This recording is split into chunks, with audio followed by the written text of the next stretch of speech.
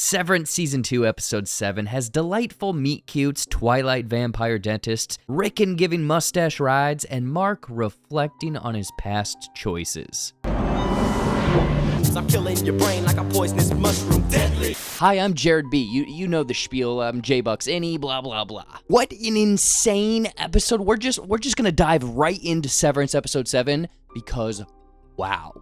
I want to get right into the weird testing floor Gemma has essentially been a prisoner on, instantly opening a whole new can of weird for Severance while surprisingly giving us a lot of answers. Firstly, Gemma is in fact alive. This is Mark's Gemma. So any theories involving robots or clones or robot clones can be thrown. Gemma is alive and far from well, with the leading theory of how she got here was because of her car accident that was no doubt all set up by Lumen. She probably became unconscious from the collision, they swapped out her body with an already dead one from the morgue, and then smuggled her into or onto this testing room floor for Lumen for roughly the last 2 years. It is batshit crazy what Lumen is doing, which is funny because we really don't know what they're doing right now. But the fact that they have that much influence on the outside is telling. There's something special about Gemma, genetically, spiritually, intellectually. It's sort of a mixed guess at this point, but her and Mark were clearly targeted after their blood and fertility medical records went to Lumen, which I'll touch on a little bit later when we dive into Severance's version of the Pixar's Up love story. As for now, Gemma is being examined, having her blood drawn, but going somewhere unknown as the camera and framing purposely blur the blood's final destination and purpose. 2 vials representing Gemma's innie and outie, much like Mark's fortune cookies from last week. This further examination scene no doubt is taking parallels from the real-life cult, religion, business, scam, depending on how you view it, Scientology. Ever since Season 1, I've had an inkling that Lumen and Severance were borrowing ideas from Scientology, and this episode pretty much confirms it. Firstly, for people who are unaware of Scientology, I'll give a little bit of a brief overview because I do not, I have no motivation or time to do a huge deep dive breakdown. Basically, this wackadoo L. Ron Hubbard was a science fiction author who then created something called Dianetics. It was a pseudo-scientific practice involving the human mind, using electrical energies to help remove emotional burdens and, quote, cure people from their troubles. To help this process, members would go through something called auditing, which could be, Severance's mysterious revolving. And one day, you will sit with me at my revolving. And this auditing was a form of hypnosis that is intended to create dependency and obedience, much like Lumen's severance chip procedure. This evolved into today's Scientology, with members practicing a whole lot of mumbo-jumbo, mostly on a payment transactional basis, and progressed through these operating Thetan levels, which I see as Lumen's floor management program and elements of Miss Casey's shrine in Season 1. Their leader, L. Ron Hubbard, died in 1986, with Scientology then claiming that he actually left his body behind and then progressed onto a higher plane of existence, much like we can assume happened with Keir Egan and the potential other Egan CEOs. A lot of skeptics think that this whole thing is crazy unless you're a couch-jumping Tom Cruise, and that L. Ron Hubbard actually, quote, likely had a personality disorder known as malignant narcissism. Similar to, episode 4 with the Dieter story, painting Keir Egan in a similar cuckoo-cachoo light. Gemma, dressed in a stereotypical sci-fi minimalistic outfit, continues her medical exam with temperature, blood pressure, weight, and we can assume eye exam as we see a Snellen eye chart on the wall, the same in every eyeball place, and another one with various goats facing different directions. I initially thought that this was like a coded message, I was gonna figure this thing out, but I'm pretty sure it's nothing, just adding to the strangeness of Lumen, and fueling everyone out there fixated on the goats to point at their screen. The weird little machine with the 2 stones is another Scientology reference. This is Lumen's version of an e-meter. This little machine allegedly could register a user's emotional reactions after having the user hold on to 2 little metal cans, whereas Lumen's version are like plastic rocks, and again allegedly measured a person's frequencies to identify emotional changes and identify stored engrams, which are traumatic events stored in the subconscious. Basically, Lumen believes in Kier's religious teachings that are, in theory, all pseudo-science BS. I'll believe that when my shit turns purple and smells like rainbow sherbet. The rooms and what Gemma is testing is again a whole other can of mystery, as we learn she's literally the only person on the testing room floor. I initially thought that we would go down the exports elevator, the doors would open up, and then we'd see a bunch of Lumen workers on stretchers having experiments done to them. But her being alone with all of these mystery box, nightmare, Monsters Inc. doors might be worse. Before we get too far, my initial guess for these rooms is almost like an Adam Sandler Click situation. Lumen is trying to make the severance procedure and severance chip attractive to everyone. Hate being pregnant? Severance. Hate going to the dentist? Severance. What about bumpy airplane rides or having to write Christmas thank you notes?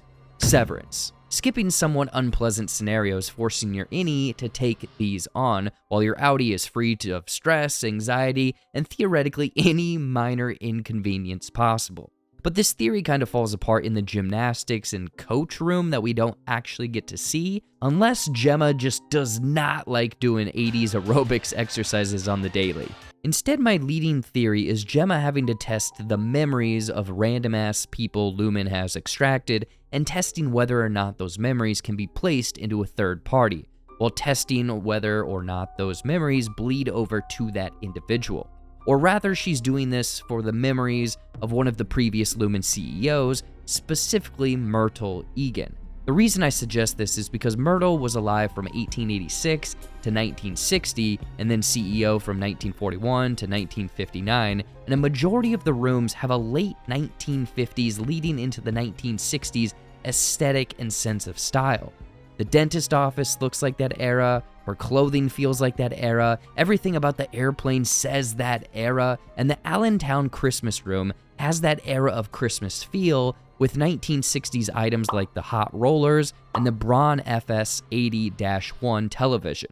It's a stretch because Myrtle supposedly died or revolved in 1960, meaning some of these rooms may be after her time, but I'm sticking to the fact that these rooms have a similar era aesthetic to all of them.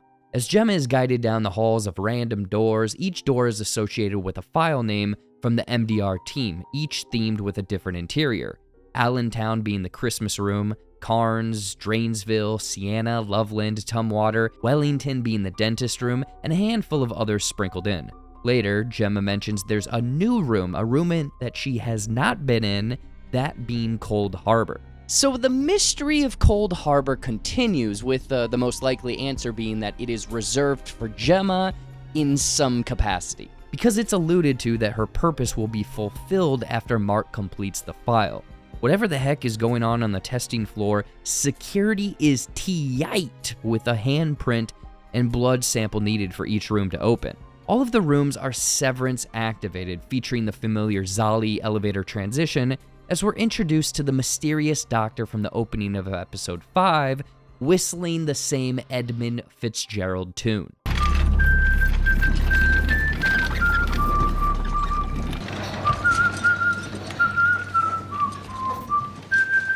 This is Dr. Maurer, not much more is known, played by Robbie Benson, probably best known for his voicing of the Beast in 1991's Beauty and the Beast. Now, for anyone that theorized this mysterious doctor was actually Bert's husband. What an idiot! Instead, we get this dude who is the perfect amount of unsettling, looking like he should be in a scene from Twilight or 2009's Daybreakers. The dynamic between him and Gemma is odd. He's clearly smitten, and she is not having it, as she undergoes a 2-hour dental procedure. What the heck was he doing for 2 hours? I don't know, but I was spitting out and rinsing like there was no tomorrow. As Gemma is thrown into room after room, we're treated to a critically acclaimed 1995 hacker's transition following various wires to a whole new department at Lumen called the Watchers, according to the credits. As we have discount Temu versions of our MDR team, Watcher Mark, Helly, Dylan, and mustached Irv just watching our MDR friends. It's unclear if these are severed workers, management level unsevered, or a weird hybrid like Gemma, as they just watch MDR work, swapping between a hidden camera view and remote desktop view. There's a half dozen quick screens we can pause on, seeing that they are tracking the progress of the MDR files, showing all of the files that Mark has 100% completed, with his current completion of Cold Harbor being stopped at 96%. My quick theory regarding these watchers is them recording the MDR team's emotions while they refine the numbers, as we can see a handful of differing Mark facial expressions. And in doing so, maybe they are learning the process of mapping these numbers with the correct temper. And when they have enough information, they can create an algorithm that instead will do it for them. On the next screens, we see Gemma's vitals from the end of episode 1, this time showing her temperature being a normal 98.6 rather than the earlier 97.6 in her first exam. On the following screen, we see Gemma has in fact been severed, which we all kind of figured because there was that zolly transitions in the different rooms from earlier. Gemma is seen doing her daily calisthenics, and the pose that she does is the same as the ideographic cards that were shown in season 1 that also show up later when Mark and Gemma's marriage is slowly deteriorating. In that scene, she referred to the card meaning ego death. It's the same guy fighting himself, defeating his own psyche. Ego death. Which simply means complete loss of the subjective self-identity. You no longer know who you are, likes, dislikes, relationships, anything. Gemma being on the testing floor for roughly 2 years without her really knowing the length of time shows she's fading. Now, there is another way to look at this, as ego death offers perspective that helps some people reevaluate their lives and personalities, which I think is what happens with Mark waking up at the end of this episode. He's accepted his past, and his innie and outie are now one. Reeling things back to these watchers, it can be assumed that Gemma was severance chipped after her car accident and has been a human guinea pig for whatever Lumen has been doing for Kier's ultimate goal.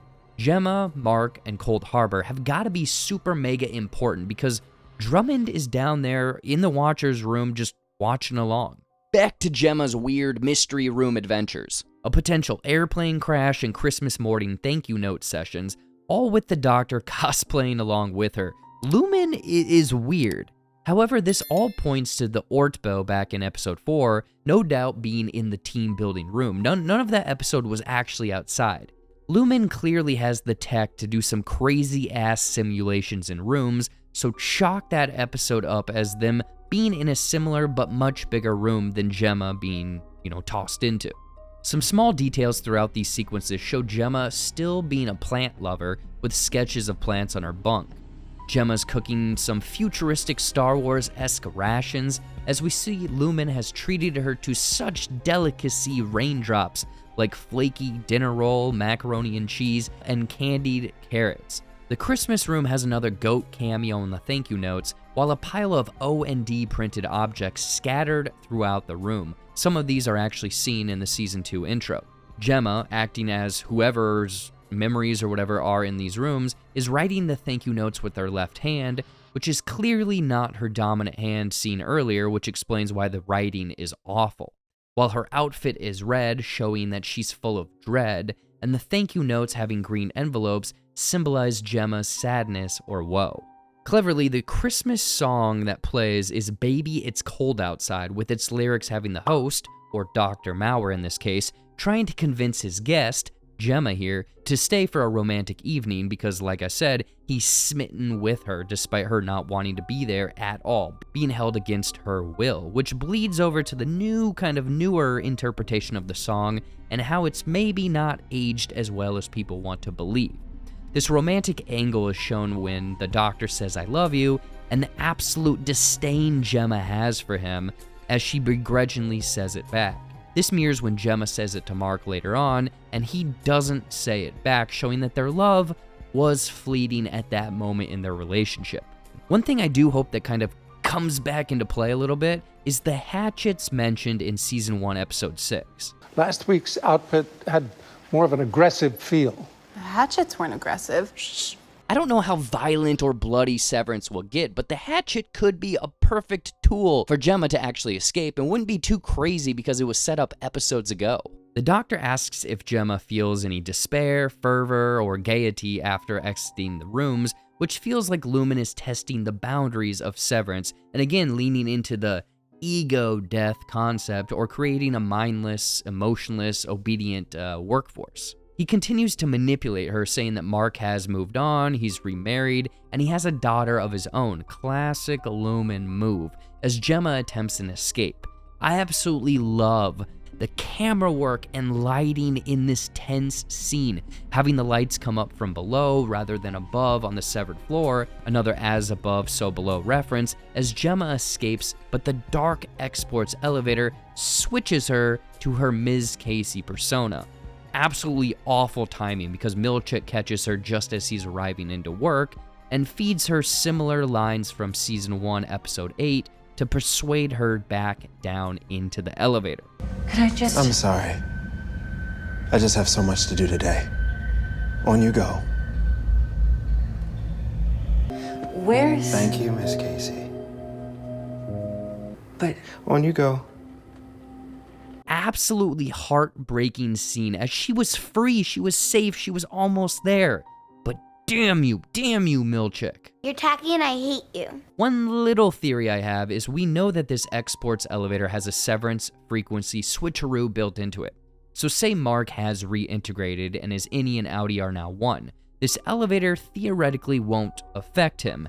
However, if he is palling around with Helly to help find Gemma, and the pair take this elevator down to the testing floor, Helly should switch back to Helena. And what a f***ing mess it's going to be if this happens and Gemma sees Mark with the CEO of Lumen. It's gotta happen, and I cannot wait.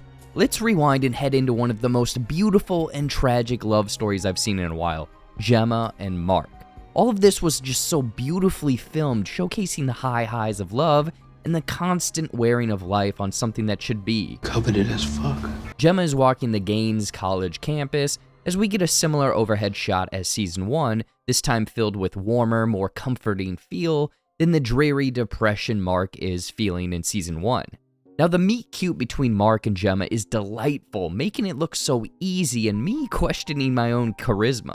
Weirdly, Lumen is the reason these two are an item seen by the raindrop on the blood donation equipment, and might be why they are essentially targeted by the company. The two were in a way brought together by industry, aka Lumen, in a similar light that Kier and Imogene were by the spirit of industry, aka the ether mills. It just feels too coincidental with their importance and Lumen's interest in the pair. Gemma mentioned she's grading a paper on the themes of religious conversion in Tolstoy's The Death of Ivan Ilyich. Tolstoy, one of the most influential Russian writers of the time, fitting into the trend of Gemma's Russian teachings and countless references, with the religious conversion potentially tying into Kier's ultimate goal and everyone being a child of Kier. The Death of Ivan Ilyich, something that is later mentioned by Dr. Maurer, has parallels between work-life balance, the whole concept of severance, and instead living an authentic, compassion-filled life rather than a self-interest artificial one. This subtly foreshadows Mark and Gemma's deteriorating relationship as this episode continues and Mark going through cheeky bardo or ego death, having a complete transcendence of the self, with the memories restored as we can assume that his innie and outie are now one. As this initial meeting ends with the ongoing question this season. I'm sorry, who are you? This flashback love story is seemingly told through memories of Mark and Gemma, with the aesthetic having slight film grain over it. It's all around brilliant. Mark visits Gemma after what we can assume was their first date, hearing her sneeze twice, something Mark loved about his wife. Hey. Oh, bless you. Excuse me. And when she sneezed, she always sneezed twice. There's Russian literature and artwork all around the room, while Gemma mentions that she has a lecture on Haji Murad, another Tolstoy writing, which explores honor, betrayal, power struggles, featuring a beautiful thistle and an otherwise one that's been run over, standing half broken, though it is still resilient. This is all symbolic of Gemma. Firstly, the thistles are briefly featured here, while at the start of Mark and her relationship, everything is beautiful, but she's been beaten down with the miscarriage, Mark's disdain, and her trapped at Lumen. Even though Gemma is a broken thistle, she is still resilient, trying to reunite with her one love. Mark and Gemma attempting to become a family is core to the rise and fall of their relationship. As Gemma casually hints at this fact to Devin at their cute little lunch date, this focus on the wonderful news between Gemma and Devin is hilariously countered by Mark and Rickon's background conversation. Seriously, do yourself a favor and turn on the subtitles because it's great. Also, Rickon with a stash is something I did not know I needed. Gemma mentions Chamalangma, the Tibetan name for Mount Everest, meaning mother goddess of the earth, alluding to her potentially being a mother, and maybe even Lumen having her, quote, birth here into this world. It's still a toss-up what really Lumen wants with her. As things take a darker turn, we see Gemma and Mark's reactions to her miscarriage. Powerfully, heartbreakingly, and uniquely shot, this entire episode is on a whole different level of television. This leads the pair to a fertility clinic that of course is owned by Lumen, seen by the little raindrop on the intake forms, and Dr. Maurer just creeps through for a hot second, lending more evidence that Lumen has been pulling the strings. Paintings of water fill the room, with water being an old symbol for fertility and the womb of a woman, while also being pivotal to Lumen's goals in some capacity. The final bit to show this whole fertility clinic is up to no good is the name Bootsamen Fertility Clinic, with Bootsamen in German meaning boogeyman. Afraid so. Their attempts at becoming a family continue with IVF shots, and interestingly enough here, Mark mentions Gemma hates writing thank you notes. I'll write you a thank you note. Hate writing thank you notes. So I guess maybe my click theory, drowning out all of the things we don't like doing, like dislikes, uncomfortable things, may have more evidence than I initially anticipated. As we get deeper down the Lumen rabbit hole, with Gemma mentioning a draw the rabbit or duck thing, referencing Milchick's Wittgenstein rabbit and duck that we talked about a few breakdowns ago. Essentially, it's a philosophical tool to show aspect perception, people seeing things from different perspectives, which seems to be the perspective disagreement on these forms or tests Gemma is working on. Another Lumen thing pulling the strings, as she has been mailed the same ideographic cards from Season 1. The form claims that they are giving away like weekly cash prizes, but instead Lumen is gathering psychological information from people via these, quote, fun little surveys. The first card meaning ego death, the dog one is probably Pavlov's dog or classical conditioning, and the guy huddled in the corner is the Blair Witch Project. Their relationship is on a downward trajectory, with Mark aggressively tearing down the baby bed, as we can see his drinking is becoming more of a problem, all with Billie Holiday's I'll Be Seeing You playing. This seems to be Gemma and Mark's song, as the song recalls the pain of missing someone, remembering the good times, the nostalgic times, almost relishing in the love two shared. This pops up a couple times in this episode, while also showing up when Mark is on the first date. Thank you. And again when he's taping her picture back together. Be seeing you. Despite their current situation, their love still remains. It seems Dylan was right. Well, maybe love transcends severance.